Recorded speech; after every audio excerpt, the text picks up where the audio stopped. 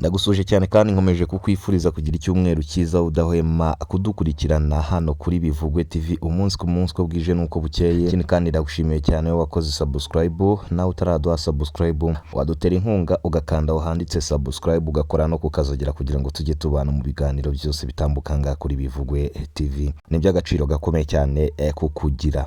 Kakanya wita wibaza ngo ni iki kituzanya hangaha, nta kindi rero uretse ko tuje kubabwira ko igihugu cya Iran cyamaze kurasa bikomeye cyane indege ya Leta Zunze Ubumwe za Amerika ya F-35, indege ihenze cyane kandi ifite agaciro k'amafaranga ari hejuru, dore ko indege Iran yamaze kurasa igura arenga miliyoni 100 z'amadolari, ubwo no kuvuga arenga miliyari 145 z'amafaranga y'u Rwanda. Iran rero ikaba irashe ubwo yari iri mu kirere, ni mu gihe Leta Zunze Ubumwe za Amerika zayobewe uko byagenze, zabaze kubona ko indege yahanutse, ariko Iran yamaze gutangaza ko ariyo yayirasheho.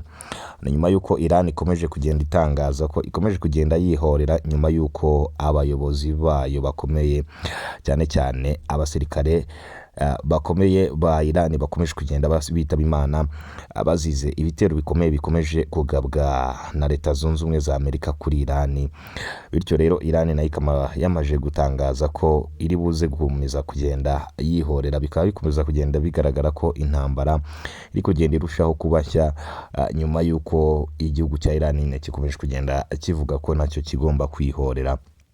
Ni mu gihe muri rusange iyi ntambara ikomeje guhitana abarenga ibihumbi 3 harimo n'abakomeye cyane cyane abayobozi bakuru bo muri Iran. Twarabibonye ko witwa Ali Khamenei yamaze kwitaba Imana. Uyu nguyu akaba yari ayatollah w'iki gihugu cya Iran, yitabye Imana ku ikubitiro. Ni mu gihe abamukurikiye hari harimo abayobozi bakomeye cyane cyane abayobozi b'imitwe y'igisirikare cyo muri Iran. Benshi bakomeje kugenda basiga ubuzima. Iran nayo ikaba yamaze gutangaza ko itagomba guceceka cyangwa se kubigenza gake, ahubwo nayo igomba gukomeza kwihorera kuri Leta Zunze Ubumwe za Amerika. Ari nako n'ubundi misile nyinshi zikomeza kugenda zoherezwa hangaha muri Amerika. Iran nayo kugira ngo ikomeze kugenda irushaho kwihorera iri kohereza misile nyinshi ndetse ikanazohereza mu bihugu by'inshuti na Leta Zunze Ubumwe za Amerika. Naho Amerika ifite ubutunzi, Iran ikomeje kugenda irushaho kuharasa, dore ko rero iyi ndege mu by'ukuri babashije guhanura. Indege yo yakomeje kuvugisha benshi kandi ituma Leta Zunze Ubumwe za Amerika nazo zifata uburakari budasanzwe, bitewe nuko iyi ari indege idasanzwe igenda ibirometero byinshi kandi mu by'ukuri ikabitwara ibintu n'abantu benshi. Ni indege ifite umutungo munini cyane. Iran rero ikaba yamaze kuyihanura mu itangazo ryasohowe n'abayobozi bakuru bo muri gihugu cya Iran. Rero hari mu rukera rw'itariki 20 nibwo Leta Zunze Ubumwe za Amerika zari zimaze gutangaza ko indege ya F-35, indege mu by'ukuri ifite agaciro k'amafaranga ari hejuru cyane, yahanuwe n'igihugu cya Iran, ndetse bakaza kuvuga ko batamenye uko byagenze. Ni mu gihe umupilote wari uyitwaye we yabashije kurokoka iyi mpanuka, dore ko indege yamaze kuraswaho yewe agahita ayitura ahantu mu by'ukuri itabasha kwangirika cyane, ariko bikakomeza kugenda bigaragara ko ari Iran yarashe kuri iyi ndege. Igihombo gikomeye cyane Leta Zunze Ubumwe za Amerika zikomeje kugwamo nyuma yo gutangiza intambara kuri Iran, dore ko yewe Israel nayo itari guhagarika kohereza misile nyinshi hano muri iki gihugu cya Iran.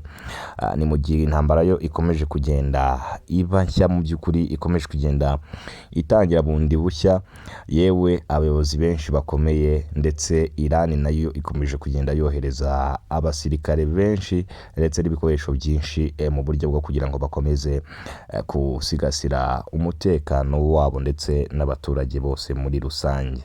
Aha rero ntago biri buze koroha habe na gato, dore ko yewe isi yose ikomeje kugenda ihura n'igihombo gikomeye nyuma yuko ibituruka kuri peteroli byakomeje kugenda bihenda. Angaha rero bikaba byaratewe nuko peteroli nyinshi yacukurwaga muri Iran yahise ihagarara nyuma yuko Leta Zunze Ubumwe za Amerika na Israel bamaze kugaba intambara hano muri Iran. Angaha rero ndibuze no kubabwira ko Papa umushumba mukuru wa Kiliziya Katolika mu isi yamaze kuvuga ko intambara igomba guhagarara, Leta Zunze Ubumwe za Amerika zikareka kugaba ibitero muri Iran kugira ngo amahoro akomeze abe menshi mu isi. gusa Leta Zunze Ubumwe za Amerika nazo ntabwo ziri hamwe, ahubwo zikomeje kugenda zohereza ibitwaro byinshi bya kirimbuzi hano muri Iran nayo mu burakari bwinshi nyuma yo guhomba abayobozi bakomeye cyane ikomeje kugenda n'ubundi nayo yohereza misile nyinshi hano muri Leta Zunze Ubumwe za Amerika, dore ko yewe mu minsi ishize Iran iherutse kurasa ku birindiro by'igisirikare gikuru cya Leta Zunze Ubumwe za Amerika.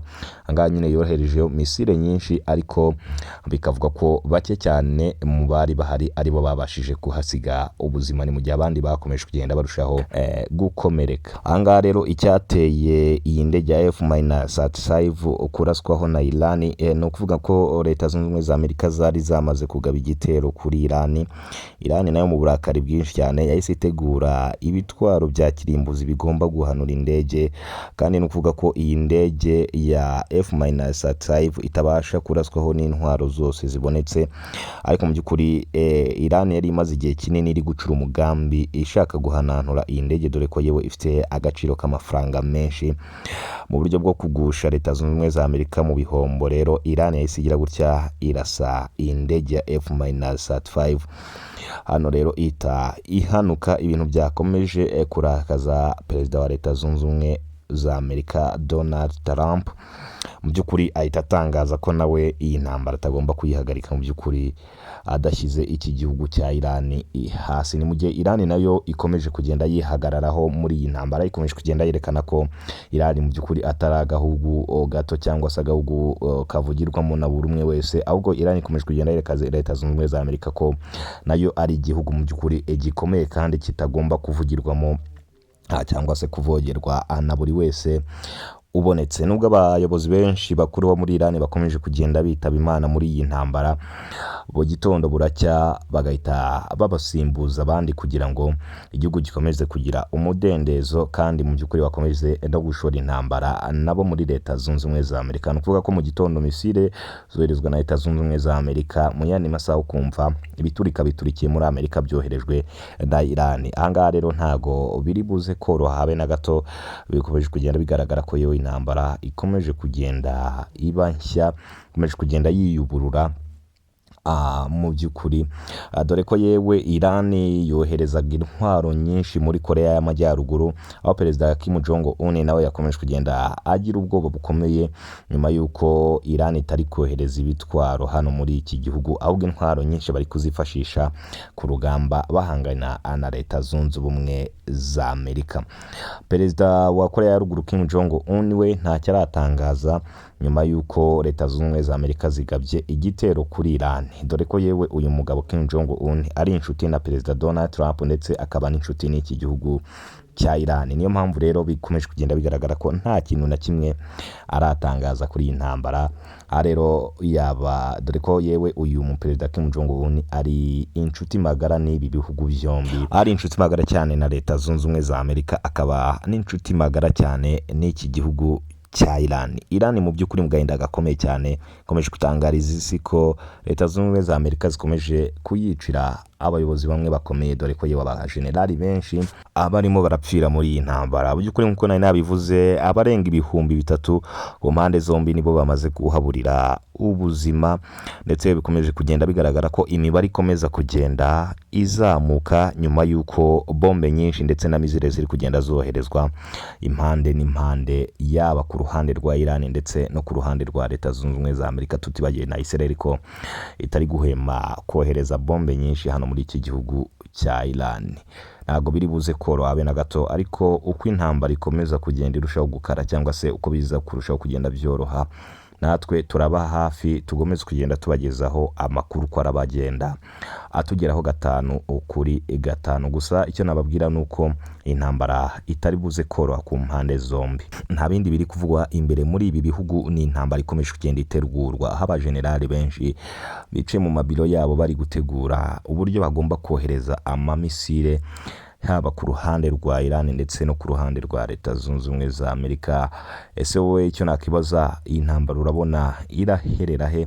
Urabona bikwiye kurangira cyangwa se iyi ntambara urabona ko izakomeza nyuma y'uko ibihugu byose bikomeje kugenda bitakaza byinshi mu burakari bwinshi? Rero bityo buri wese akavuga ati reka nihorere. Sinzi rero uko ubibona, igitekerezo cyawe n'inyunganizi wabyandika muri comment kugira ngo dukomeze kuryoherwa n'amakuru dukomeza kugenda tubagezaho. Ndabashimiye cyane ko mwabanye nanjye. Uwiteka barinde naho ubutaha.